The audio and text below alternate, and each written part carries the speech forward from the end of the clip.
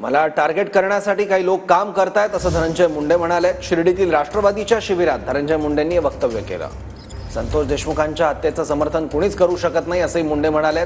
ज्यांनी हत्या केली त्यांना फाशीवर लटकवलं पाहिजे असंही मुंडे म्हणाले।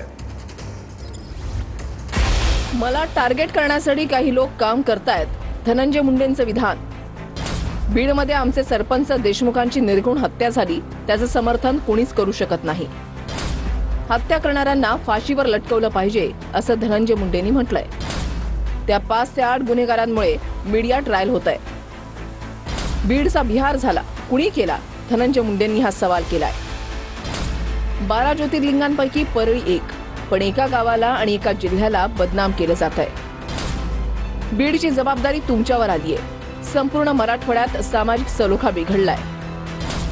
वैयक्तिक विषयामध्ये पक्ष माझ्या मागे उभा राहिला याची मी परतफेड करू शकत नाही।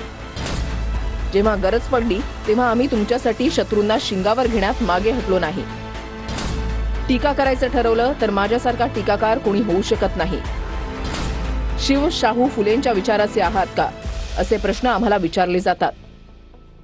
माझी एवढीच विनंती आहे सर्वांनाच की ठीक आहे, मला बदनाम करायचंय करा, आणखीन कुणाला बदनाम करायचंय करा, पण कृपा करून माझ्या बीड जिल्ह्याला, बीड जिल्ह्याच्या मातीला द्वादश पंचम स्थान असलेलं 12 ज्योतिर्लिंगापैकी 5वं स्थान हे वैद्यनाथाचं आहे। त्या वैद्यनाथ नगरीला बदनाम करू नका, हीच माझी या निमित्तानं विनंती आहे। बदनामी होतच नाही, हे आका पॅटर्नची बदनामी आहे।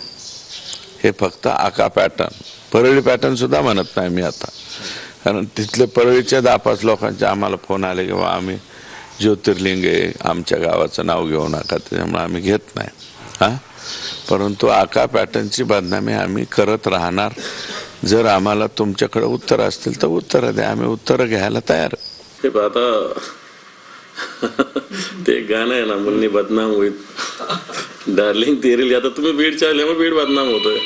धनंजय मुंडेंची गाडी जे मधी असं वावटं उठलेलं होतं, त्या सगळ्याला पूर्णविराम देण्याचं काम आजच्या वक्तृत्वानं, आजच्या भाषणाने त्या ठिकाणी धनंजय तू केलेलं आहे।